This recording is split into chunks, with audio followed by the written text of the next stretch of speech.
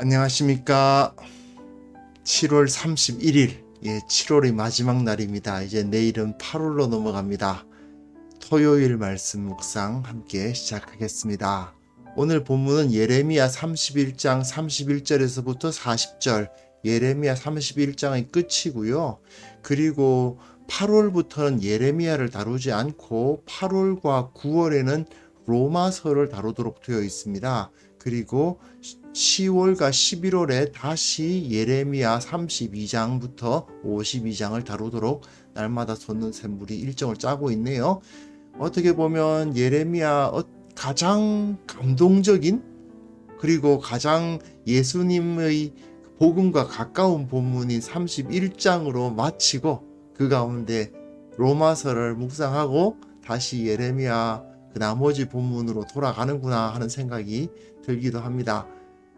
어쨌든 이 본문을 통해서 우리가 복음을 다시 한번 기억하고 주님께서 우리에게 베풀어 주신 은혜를 기억하고 무엇보다도 우리가 어떤 믿음을 갖고 있는지를 기억할 수 있었으면 좋겠습니다.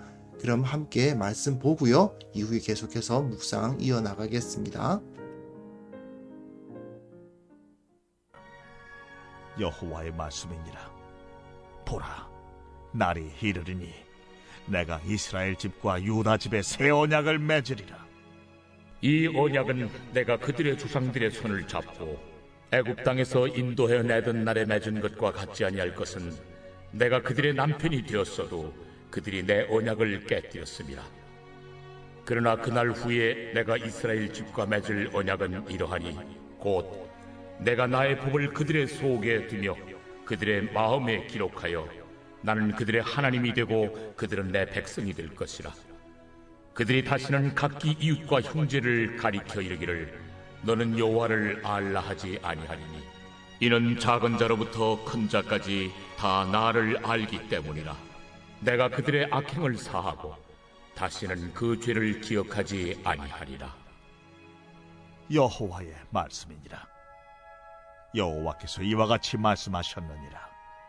그는 해를 낮의 빛으로 주셨고 달과 별들을 밤의 빛으로 정하였고 바다를 뒤흔들어 그 파도로 소리치게 하나니 그의 이름은 만군의 여호와니라. 이 법도가 내 앞에서 패할진대 이스라엘 자손도 내 앞에서 끊어져 영원히 나라가 되지 못하리라. 여호와의 말씀이니라. 여호와께서 이와 같이 말씀하시니라. 위에 있는 하늘을 측량할 수 있으며 밑에 있는 땅의 기초를 탐지할 수 있다면 내가 이스라엘 자손이 행한 모든 일로 말미암아 그들을 다 버리리라. 여호와의 말씀이니라. 보라, 날이 이르리니 이 성은 하나넬 망대로부터 모퉁이 문에 이르기까지 여호와를 위하여 건축될 것이라. 여호와의 말씀이니라. 측량줄이 곧게 가렙 언덕 밑에 이르고 구화로 돌아 시체와 재의 모든 골짜기와 기드론 시내에 이르는 모든 고지 곧 동쪽 마문의 모퉁이에 이르기까지 여호와의 거룩한 곳이니라. 영원히 다시는 뽑거나 전복하지 못할 것이니라.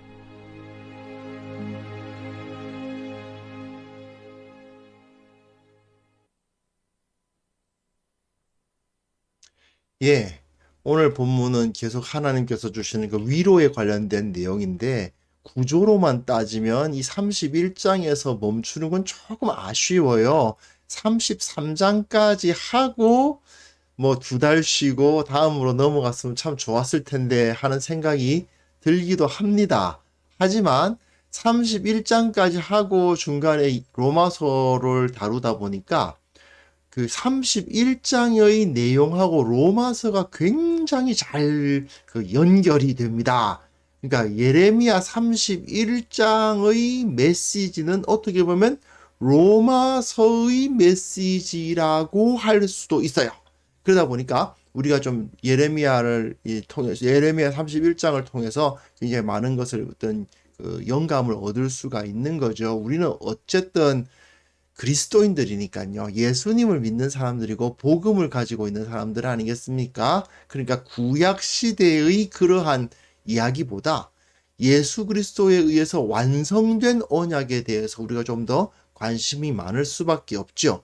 어쨌든 오늘 우리가 읽은 본문은 예레미야의 모든 내용 중에서 그러니까 1장부터 52장 중에서 제일 유명한 부분이라고 할 수 있습니다. 사실은요. 물론 뭐 다른 부분이 더 좋다고 하시는 분이 있을 수 있지만 많은 신학자들이 그리고 설교자들이 이 예레미야의 31장 부분을 참 좋아해요. 왜 그러냐? 하나님께서 아브라함을 부르시고 이스라엘을 애굽에서 이끌어내시고 그 모든 역사 가운데 섭리하시는 그 모든 구속의 역사, 그 구속의 역사가 흘러가는 데 있어서 이 예레미야 31장의 예언은 하나의 거대한 전환점이 되거든요. 그러니까 그 구속의 역사가 흘러가는데 이 사건, 이 예언에 의해서 이런 일이 벌어진다 하는 것을 보여주는 것입니다. 예레미야의 예언 이전에는 하나님과 그 백성들과의 관계에서 물리적인 어떤 물건이 은근히 물리적인 상징이 좀 중요해요. 아브라함과 맺은 언약에서 상당히 중요하게 느껴지는 게 뭐냐면 이게 몸에 남기는 할례가 굉장히 중요하게 나타나고요.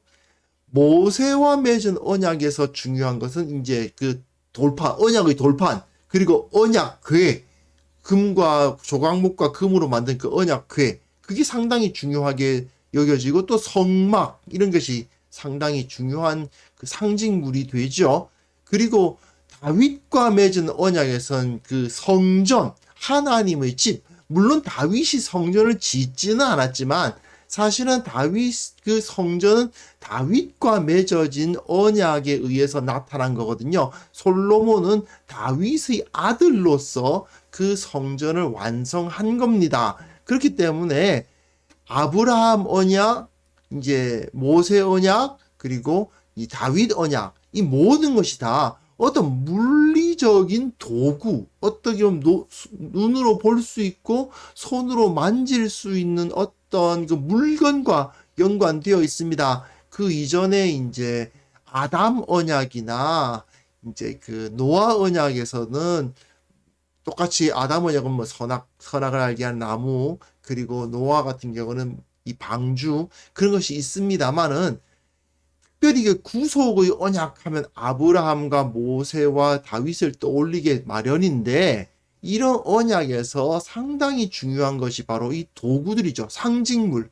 그런데 이제 예레미야의 예언과 동시에 상당히 다른 일이 벌어지는 것입니다. 하나님의 법이 어떤 물리적인 상징물이 아니라 그 백성의 마음에 새겨지게 되는 물리적인 표식이 그다지 중요하지 않고 본질적 메시지가 중요하다는 것에 초점을 맞추는 그러한 역사로 바뀌어가는 것입니다. 물론 그 이전에서도 하나님은 그 물리적인 상징물 자체에 관심을 갖고 그것이 그렇게 막 중요한 것으로 여기지는 사실은 않으신 거예요. 언약궤가 있습니다만은 언약궤가 무슨 구원을 보장하는 그런 건 아니에요.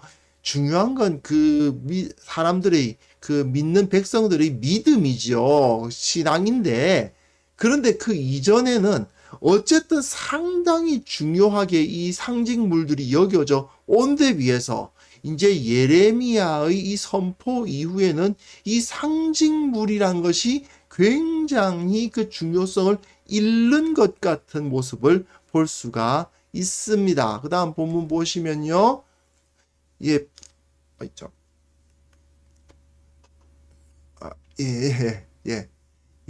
자, 보라, 날이 이르리니, 어떤 날이 이릅니다. 내가 이스라엘 집과 유다 집에 새 언약을 맺으리라. 새로운 언약을 맺는다라는 선포가 이어지죠. 예수님께서 그 제자들과 새 언약을 맺으시는 그것을 미리 바라보고 있다고 할 수 있습니다. 이 언약은 내가 그들이 조상들이 손을 잡고 애굽 땅에서 인도하여 내던 날에 맺은 것과 같지 않다. 예.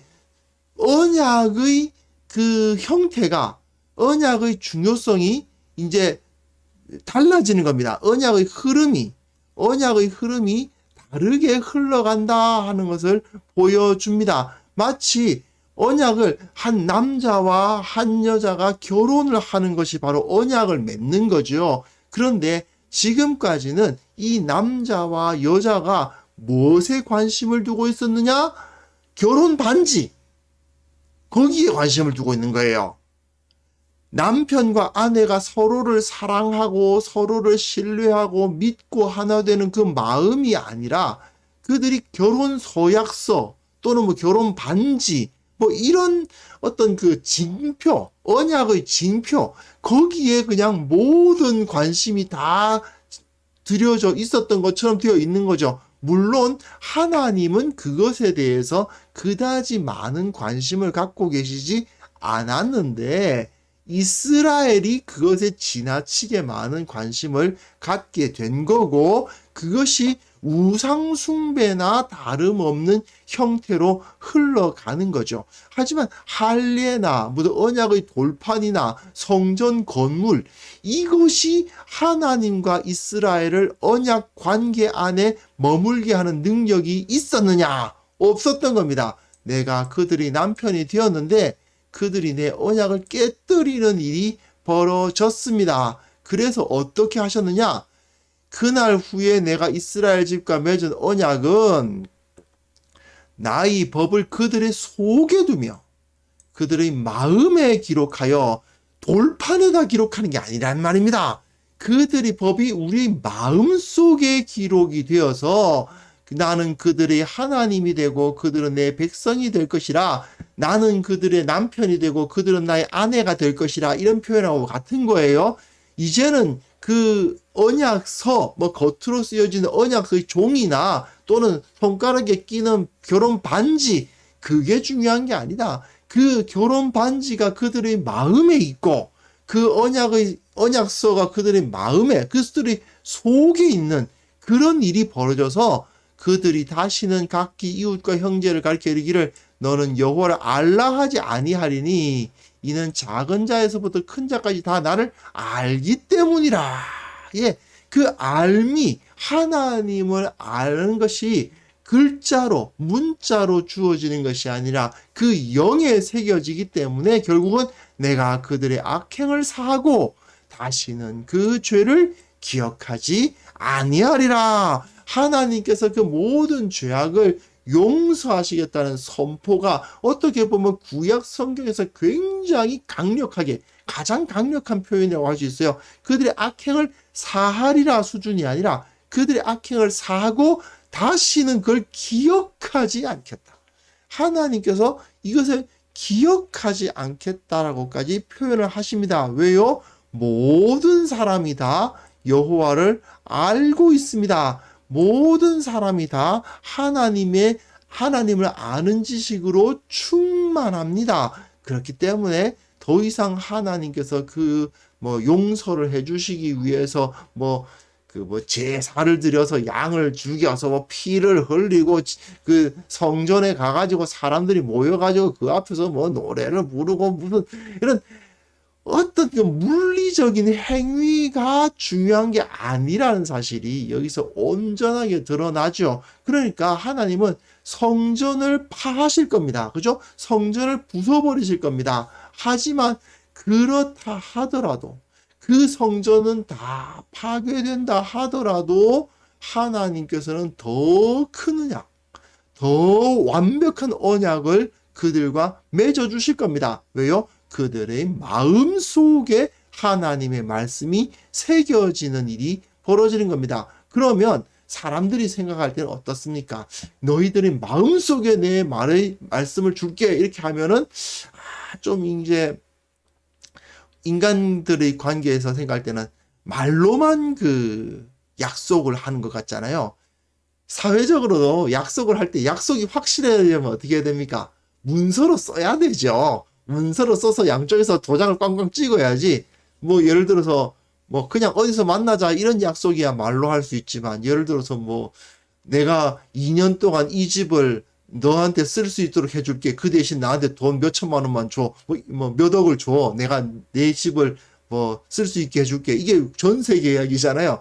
전세 계약하는데 말로만 하는 경우가 있습니까? 없죠. 큰 계약의 경우는. 그 사람을 믿고 그냥 계약하는 경우가 없잖아요. 반드시 종이에다가 옆에 있는 누가 보는 앞에서 양쪽으로 도장 찍고 그래가지고 합법적인 문서를 만들지 않습니까? 그런데 이건 하나님께서 말로만 하는 그 계약처럼 보인단 말이죠. 그러니까 그게 좀 약하지 않나 하는 의심이 들 수 있습니다. 하지만 하나님께서 뭐라고 말씀하시냐? 그는 해를 낮의 빛으로 주셨고 달과 별들을 밤의 빛으로 정하셨고 바다를 뒤흔들어 그 파도로 소리치게 하나니 그 이름 만군의 여호와니라. 이 법도가 내 앞에서 피할진대 이스라엘 자손도 내 앞에서 끊어져 영원히 나라가 되지 못하리라. 무슨 얘기입니까? 하나님께서 해와 달과 별의 움직임이 다 언약으로 묶여 있다는 뜻이에요. 우리가 매일 아침에는 해는 동쪽에서 뜬다는 것을 우리는 알고 있습니다. 그걸 의심하지 않죠. 왜 의심하지 않습니까? 하나님은 내가 해하고 계약을 맺기를 해는 매일 아침마다 동쪽에서 떠오르도록 계약을 맺었다고 말씀하시는 겁니다. 그리고 그 계약이 이제 어겨진 적이 없어요. 달과 별의 움직임은 다 계약으로 묶여 있습니다. 근데 그 계약이 어겨진 적이 없습니다. 그 계약이 만약에 폐해진다면 갑자기 해가 서쪽에서 떠오르거나 갑자기 해와 달과 별들이 순서가 뒤바뀌어서 이제 떠오르거나 하는 일이 벌어진다면, 즉 이 법도가 내 앞에서 폐할진데 전체의 움직임의 법도가 내 앞에서 폐해지면 이스라엘 자손도 내 앞에서 끊어져 영원히 나라가 되지 못하리라. 무슨 소리예요?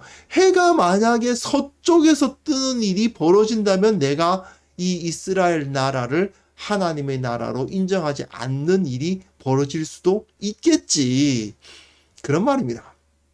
갑자기 낮에 별들이 빛나고 밤에는 해가 빛나는, 그 말이 이상하지만 어쨌든 그런 일이 벌어진다면 이스라엘이 영원히 나라가 되지 못하는 일이 벌어질 수도 있을 거야. 하지만 그렇지 않고서는 결코 이 언약은 폐해지지 않는다. 위에 있는 하늘을 측량할 수 있으며 밑에 있는 땅의 기초를 탐지할 수 있다면 이스라엘 자손이 행한 모든 일로 말미암아 내가 그들을 다 버리리라. 무슨 소리입니까? 너희들 중에서, 인간 중에서 저 하늘을 측량하고 땅의 기초가 어디에 있는지를 아는 자가 나타난다면은 하나님께서 그 이스라엘을 버리는 일이 벌어지겠지만, 그러나 그런 일은 있을 수가 없지요. 그런 일은 있을 수가 없습니다. 그런 일이 있을 수 없으니까 하나님의 언약은 절대로 폐해지지 않는다라고 말씀을 하는 것입니다. 그리고 그 다음 본문은 이제 이 본문은 그 지역을 말하는 건데, 하나넬 망대로부터 모퉁이에 이르기까지, 이게 조금 어려운데요. 하나넬 망대는 그 예루살렘 성의 북쪽에 있는 망대고요. 모퉁이가 어디에 있는 모퉁이를 말하는 건지가 명확하지가 않습니다. 모퉁이 문을 말하는 거냐. 그래서 사실은 이 지역 자체가 좀 애매해요. 그러나 시체와 재의 모든 골짜기와 기드론 시내 이런 언급을 보면 그 예루살렘 성이 있는 시온산 전체를 다 의미하는 것이라고 보면 될 것 같습니다. 즉 모든 고지, 모든 높은 곳, 동쪽 마무리 모퉁이에 이르기까지 여호와의 거룩한 곳이니라. 무슨 소리냐? 예루살렘 성이 시온산과 모리아산 위에 세워져 있는데 그 시온산과 모리아산의 일부에만 성읍이 되어 있거든요. 그런데 이제 하나님께서 회복시켜 주실 때는 시온산 전체를 다 커버하는 높은 그 지역 자체가 다 하나님의 거룩한 땅이 될 것이다. 이게 무슨 소리겠습니까? 지금보다 더 큰, 지금보다 더 강력한 다윗이 다스렸을 때와 솔로몬이 다스렸을 때보다 더 영광스럽고 더 큰 성읍이 새로운 언약이 맺어졌을 때에 세워질 것이다. 이렇게 선포하는 것이죠.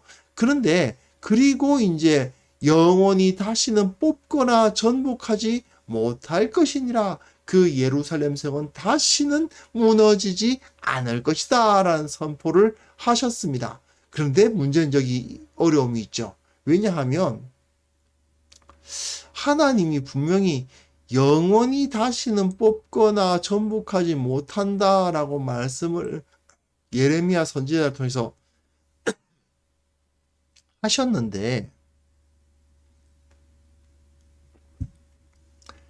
예수님 오신 이후에 AD 70년에 주후 70년에 로마의 장군 티투스, 그 사람이 나중에 로마 황제도 되죠. 그 사람에 의해서 예루살렘 성은 다 파괴되어 버렸습니다. 예루살렘 성은 영원하지 않은 게 되는 거예요. 그리고 바벨론에 의해서 망했던 것과 같은 굴욕을 당하고 맙니다. 그럼 하나님께서 지금 틀린 말씀하시는 거 아니냐? 그런 생각이 들 수도 있습니다. 하지만요, 이 말씀을 우리가 그 의미를 정확히 보아야 됩니다. 왜냐? 앞에서 무슨 말씀하셨습니까? 하나님께서는 그 말씀을 돌에 새기는 것이 아니라 우리들의 마음에 새기겠다고 선언하셨거든요. 그렇다면 이 하나님의 도성이 돌로 세워져야 되느냐? 그게 아니라는 겁니다. 제가 오늘 제목을 돌로 재건되는 것이 아니다라고 돌로 재건되지 않는다라고 제목을 제가 잡았습니다. 왜 그렇습니까? 좀 전까지만 해도 하나님의 말씀이 돌에 쓰여지지 않고 하나님의 성읍이 돌로 그 땅 위에 세워지는 것이 아니라는 것을 여기에 볼 수 있는 거죠. 영원히 다시는 뽑거나 전복하지 못할 성이 실제로 세워졌느냐? 아니올시다. AD 70년에 그건 다 파괴되어 버렸습니다. 그러면 그게 무슨 소리입니까? 하나님의 나라는 말씀 역시 사람의 마음에 새겨졌을 뿐 아니라 하나님의 나라 역시 돌로 세워지는 것이 아니라 사람으로 세워지는 것입니다. 만약에 다시 한번 하나님의 말씀이 돌 위에 새겨지고 그 돌판이 금으로 만든 상자 안에 들어가서 그 상자가 놓여져 있는 그곳 앞에 와서 제사를 드림으로써 구원을 얻고 용서를 받는 거였다면 결코 온 세계를 구원하는 소망으로서 역할을 할 수가 없습니다. 하지만 하나님께서는 예레미야를 통해서 유다와 이 예루살렘만이 아니라 이미 망해버린 저 북이스라엘 그리고 그와 함께 온 땅 끝에 있는 모든 백성까지 구원하실 그 비전을 보여주셨죠. 그리고 그 비전의 결정판이 무엇입니까? 돌판이 아니라 우리의 마음에 새겨지는 말씀이요. 사람, 그 돌로 세워지는 성벽이 아니라 사람으로 만들어지는 성전, 교회입니다. 사람의 모임으로 이루어지는 교회, 그 교회가 바로 이 온 세계를 구원하는 은혜의 비전이 되는 것입니다. 그런데 이게 아니면 이 세상을 구원할 수가 없는 거죠. 그런데 문제는 우리는 이미 예레미야 시대 때부터 그리고 예수님의 말씀, 예수님의 십자가 사역에 의해서 이젠 더 이상 물리적인 상징물에 붙들려 있는 사람들이 아니거든요. 그런데 아직까지도 신앙생활에 이 물리적인 상징물이나 장소 이런 것에 막 가치를 부여하시는 분들이 가끔 있어요. 그러니까 예배당 벽에 붙여놓은 십자가, 강대상이 너무 높다, 너무 낮다, 이런 거 따지시는 분들, 강대상 뒤에 커튼은 무슨 색깔이 되어야 된다, 이런 그런 거 막 주장하시는 분들이 계시거든요. 마치 그 강대상 뒤에 있는 커튼의 색깔이 빨간색이 아니면은 불신앙이라는 식으로 막 펄펄 뛰시는 분도 계시고, 여러 가지 뭐 참 이해가 안 되는 그런 분들 계신데, 그런 것들은 사실은 전혀 신앙적 의미가 없습니다. 이런 오해는 빨리 깨져야 됩니다. 그렇게 심각한, 뭐랄까, 그렇게 오래 고민할 문제가 아니거든요. 굉장히 쉬운 문제입니다. 어떠한 것도 하나님의 나라를 만들어내는 것에 물리적 상징물이 중요해지지 않습니다. 중요한 건 사람이에요. 물론 물리적인 어떤 것이 정 중요하다면 이 사람을 이루는 이 몸, 이거는 그래도 중요하다고 할 수 있습니다. 그러나 다른 것들, 뭐 십자가 형상이라든지 예배당 건물이라든지 뭐 강대상이라든지 뭐 이런 것들 말입니다. 이런 것들은 전혀 중요한 게 아니거든요. 그런데도 불구하고 이런 것에 무슨 대단한 의미가 있고 그게 없으면 신앙생활을 할 수 없는 것이냐 생각하는 경우가 있죠. 그게 누구냐? 사실은 내일이 아니군요. 이제 모레부터 다루게 될 로마서에서 바울이 계속해서 반대하는 율법 할례와 율법을 지켜야만 구원 얻을 수 있다고 주장했던 그 당시 유대인들이죠. 그 모습을 우리들이 가지고 있는 경우가 가끔 있거든요. 우리 참 그런 어리석은 모습에 머물러 있어서는 안 됩니다. 신앙은요, 결코 그런 상징물에 의해서 보장되지 않습니다. 물리적인 세계에 우리의 신앙이 갇혀 있는 것은 아닙니다. 분명히 우리는 이 물리적인 몸을 가지고 하나님을 섬기는 것은 맞지만, 그러나 그런 상징물에 의해서 우리의 신앙이 붙들려 있는 것은 아니라는 것을 다시 한번 분명히 기억해야 됩니다. 신앙은 하나님에 대한 믿음으로 이루어져 있는 것입니다. 이걸 꼭 기억하시면서 하나님께서 이 예레미야 시대에 예수님 오시기 거의 한 600년 전에, 예수님 오시기 거의 600년 전에 미리 이렇게 말씀을 통해서 복음을 준비하고 계셨다. 더 이상 제사를 드려서 용서받는 것이 아니고 그 성전이라는 건물에 가야만 기도 드리시는 것이 아닌 어디에서나 용서를 받고 어디에서나 하나님을 만나고 어디에서나 구원을 얻는 그러한 역사가 가능하도록 하셨다. 이 사실을 믿고 우리의 신앙을 온전히 하나님의 믿음으로 나아가는 그런 역사가 일어날 수 있도록 도와주시도록 함께 기도하는 시간 갖겠습니다. 기도합시다.